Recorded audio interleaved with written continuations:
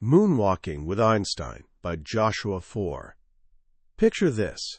It's ancient Greece, around the 5th century BC, and a lavish banquet is in full swing. Wine flows freely, laughter echoes off marble columns, and a poet named Simonides of CEOs has just finished, delivering a stunning ode to his wealthy host. He settles back into his seat, basking in the applause, when suddenly a messenger taps his shoulder. Two young men are outside, eager to speak with him. Simonides excuses himself and steps into the cool evening air. And in that instant, disaster strikes. The roof caves in with a deafening roar, burying everyone inside under tons of marble and rubble. Simonides stands frozen in horror as the only person to walk away alive. Soon, frantic family members descend on the scene, desperately digging through the wreckage. But when they pull out the bodies, they face a heartbreaking reality. Their loved ones are so crushed and mangled that nobody can tell who's who. The tragedy is compounded by the inability to even give them proper funerals. That's when Simonides does something extraordinary. He closes his eyes, shutting out the chaos and screaming around him. In his mind, he rewinds time itself. He watches the shattered marble reassemble into elegant pillars. He sees the scattered wine cups return to their places on the tables. And most remarkably, he sees each guest sitting exactly where they had been, laughing and chatting, completely unaware of their impending doom. He opens his eyes. Then, one by one, he takes each grieving relative by the hand and guides them to the precise spot in the debris where their loved one had been sitting. Legend has it, this was the moment the art of memory was born. What Simonides discovered that tragic day was a secret about how our minds actually work. A secret so powerful it would enable Roman senators to deliver epic speeches from memory, medieval scholars to carry entire libraries in their heads, and thousands of years later, allow an ordinary, forgetful young journalist to become the U.S. memory champion in just 1 year. This is the story of that journalist, Joshua Foer, and his mind-bending journey into the underground world of memory athletes. For centuries, our culture has been slowly forgetting how to remember, first outsourcing this most human ability to paper, and now to our smartphones and cloud storage. We've been sold the myth that a photographic memory is like having perfect pitch. You're either born with it or you're not. This story demolishes that myth completely. It's a journey revealing that the ability to remember anything isn't a genetic lottery ticket, but a learnable skill. By the time we're done, you'll not only understand the ancient techniques that can unlock this dormant power in your own brain, but you'll also discover that improving your memory is really about something much deeper than remembering phone numbers or shopping lists. It's about learning to truly pay attention, to be fully present, and to live a richer, more vivid life. Our story doesn't begin in ancient Greece, but on a snowy Pennsylvania highway with a young journalist named Joshua Foer. By his own account, his memory was thoroughly mediocre. He was the guy who constantly forgot where he left his car keys, and sometimes where he'd parked his car altogether. He burned dinner in the oven, forgot his friends, birthdays including his girlfriend's, more than once, and lived in a constant fog of misplaced items and forgotten appointments. One day, almost by accident, he found himself assigned to cover the U.S. Memory Championship for a magazine. He walked in expecting to find a room full of savants, people born with freakish photographic memories. Instead, he discovered what he describes as a jamboree of nerds, a collection of wonderfully eccentric individuals who called themselves mental athletes. And every single one of them, from the reigning champion to the European grandmasters who'd flown in for practice, told him the same thing that seemed absolutely impossible. I'm not a savant. My memory is completely average.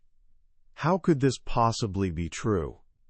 He'd just watched one of them, a charismatic young Englishman named Ed Cook, memorize hundreds of random digits in mere minutes. Ed was quite a character. Wild shoulder-length curls, Union Jack flip-flops, walking around with a cane he called his winning prop. He actually laughed when Foer asked about photographic memory, calling it a, quote, detestable myth. He insisted that he and all the other competitors were simply using a technique that's been around for 2,500 years. The exact same method that Simonides had discovered in the ruins of that collapsed banquet hall, the memory palace. The concept behind the memory palace, also called the method of loci, is surprisingly straightforward.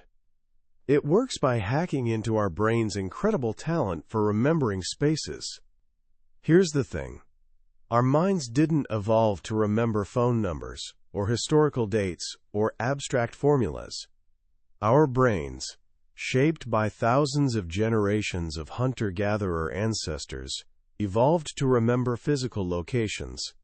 Specifically, how to navigate through landscapes to find food and get back home safely. A memory palace is an imaginary location you know intimately, like your childhood home, that you mentally walk through while placing vivid images of whatever you want to remember along your path. Ed proved this to Foer on a freezing afternoon in Central Park. He rattled off a bizarre shopping list: pickled garlic, cottage cheese, peat smoked salmon, a skin-toned catsuit, elk sausages, and several other random items. Then he instructed Foer to create a memory palace using his childhood home, and to place ridiculously vivid, absurd images of each item throughout it. At the foot of your driveway, Ed said, visualize in extreme detail a massive jar of pickled garlic. Then at the front door, imagine a waiting pool-sized tub of cottage cheese, with supermodel Claudia Schiffer swimming in it, completely naked. The secret, Ed explained, comes straight from an ancient Roman memory text called the Rhetorica ad Herennium.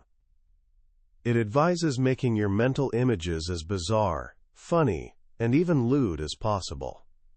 Our brains naturally remember things that are unusual and emotionally striking. A talking wine bottle sticks in your memory far better than simply 6 bottles of wine, because you've never encountered one before. It has no mental competition. Foer walked through his childhood home in his imagination, depositing one strange image after another. When he finished, he mentally retraced his steps. To his complete amazement, every single item was exactly where he'd left it. The chattering wine bottles, the salmon smoking a pipe on top of his family piano, Claudia Schiffer in her dairy tub. It actually worked. This experience ignited something in Foer. What if these mental athletes were right? What if anyone, even a chronically forgetful person like himself, could train their memory to perform incredible feats? Ed, playing the role of coach, trickster, and philosophical mentor all at once, threw down a challenge. With just an hour of practice each day, he told Foer, "I reckon you could win the championship next year." And just like that, Foer's experiment began. This wasn't about learning party tricks. This was a quest to understand the very nature of memory and unlock its hidden potential. To truly grasp what memory means, Foer realized he needed to understand its complete absence. He sought out a man known as EP, one of the most memory-impaired people on the planet. In 1992, a brutal virus had ravaged his brain, destroying the region responsible for creating new long-term memories. He was trapped in a perpetual present moment, his memory reaching back only as far as his most recent thought. If you introduced yourself and left the room, when you returned minutes later, he'd greet you as a total stranger.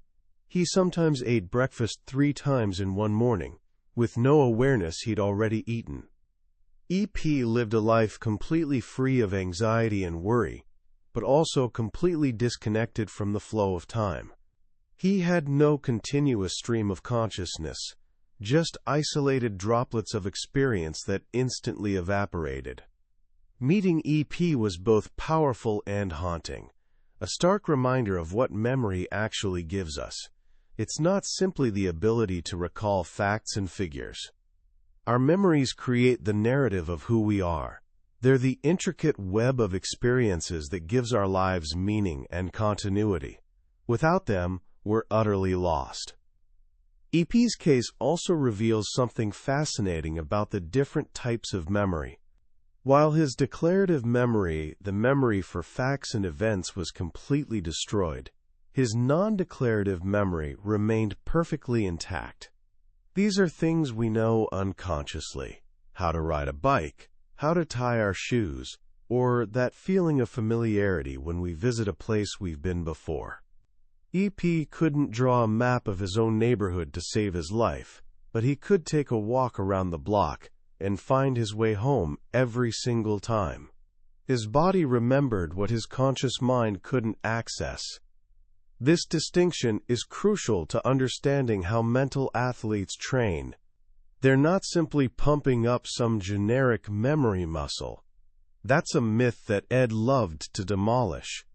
In fact, when scientists at University College London put mental athletes into MRI machines, they discovered that their brains were anatomically identical to everyone else's. They weren't smarter, they didn't have special brain structures or unusual neural wiring. The only difference was in how they were using their brains. While memorizing, they activated brain regions associated with visual imagery and, fascinatingly, spatial navigation, the exact same parts of the brain that are noticeably enlarged in London taxi drivers who must memorize the city's 25,000 streets. The mental athletes had, through intense training, taught themselves to convert abstract information like numbers and names into vivid mental images, and to store those images in memory palaces. They'd learned to think like Simonides. Foer's training was guided by a professor at Florida State University named K. Anders Ericsson, the world's leading expert on expertise.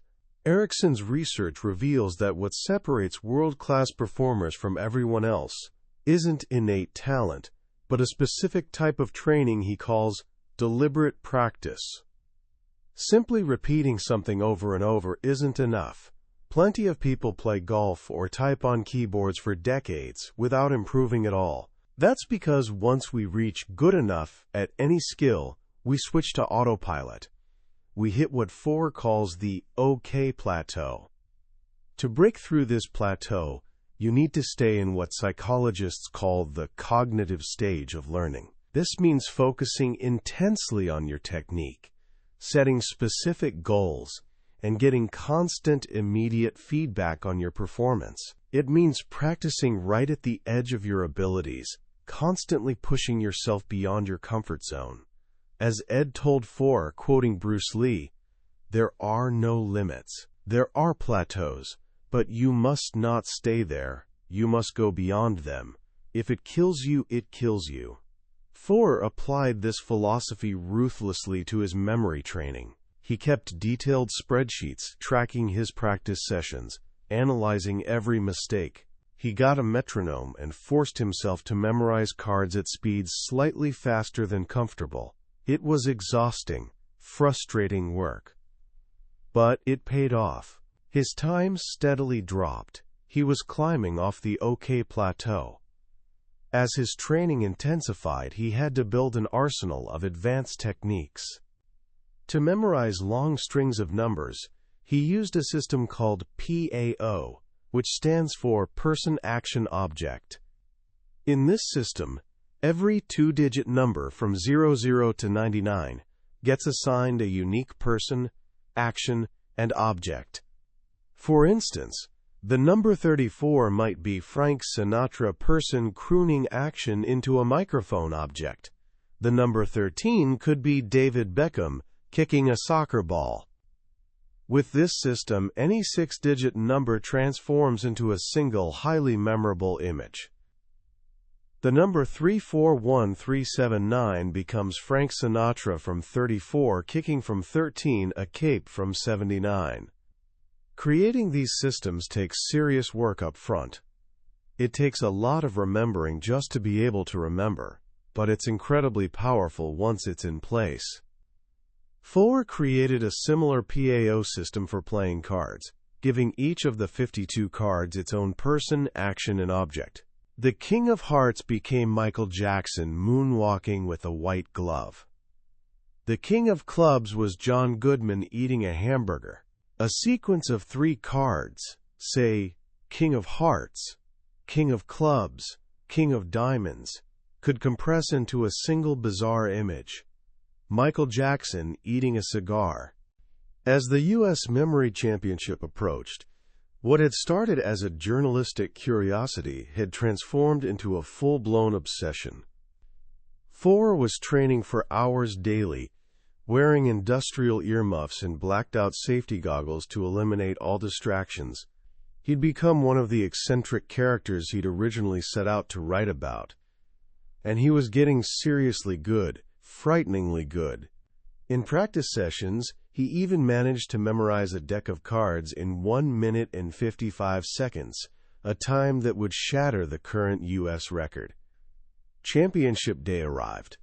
Foer, sleep-deprived and jittery after a night of Tylenol PM, and nightmares about his mnemonic characters running wild, felt defeated before he even started. He was up against the defending champion, Ram Kohli, and his main rival, Maurice Stoll, a German-born phenom who held the American records in both numbers and cards.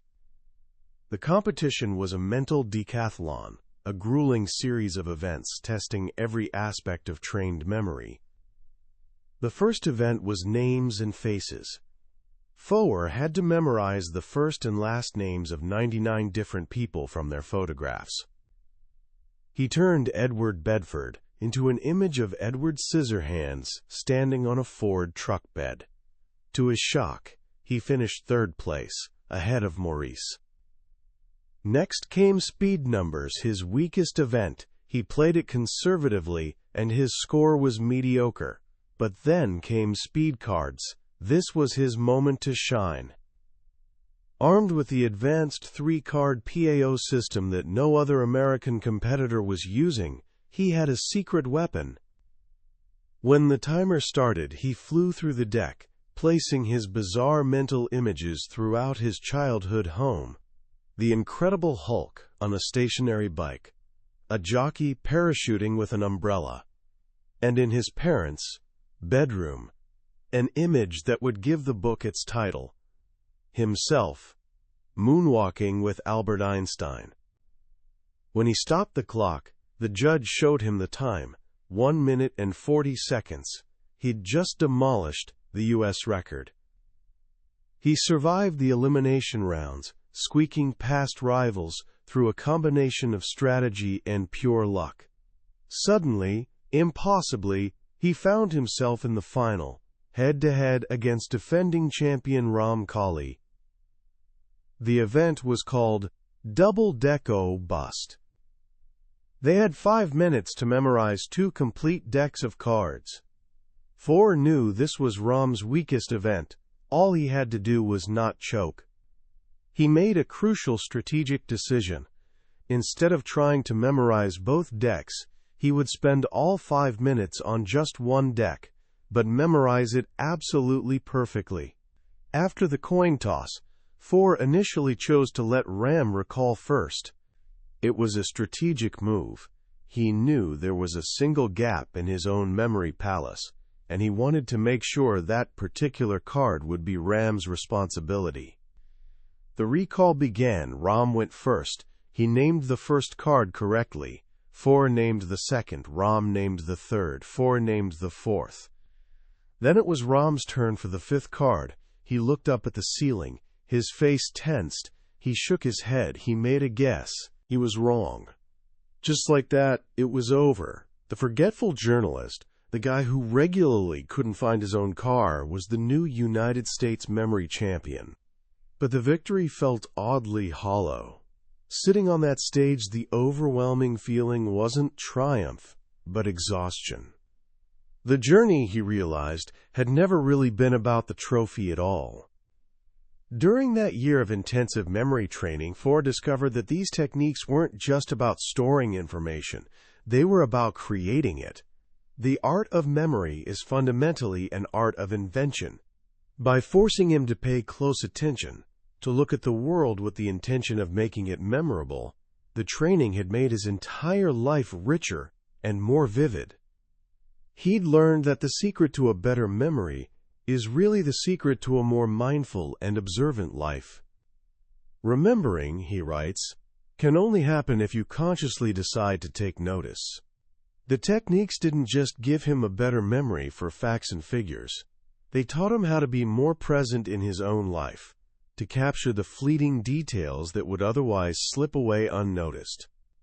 Our memories, he concludes, make us who we are. They're the foundation of our creativity, our character, and our shared culture. In an age where we're constantly outsourcing our memory to technology, the act of training our own minds is more than just an interesting hobby. It's an act of rebellion. It's a way of reclaiming something profoundly, essentially human. What a remarkable journey, right? When you first hear about someone memorizing a deck of cards in under 2 minutes, it sounds like an actual superpower, something reserved for a gifted, genetically blessed few.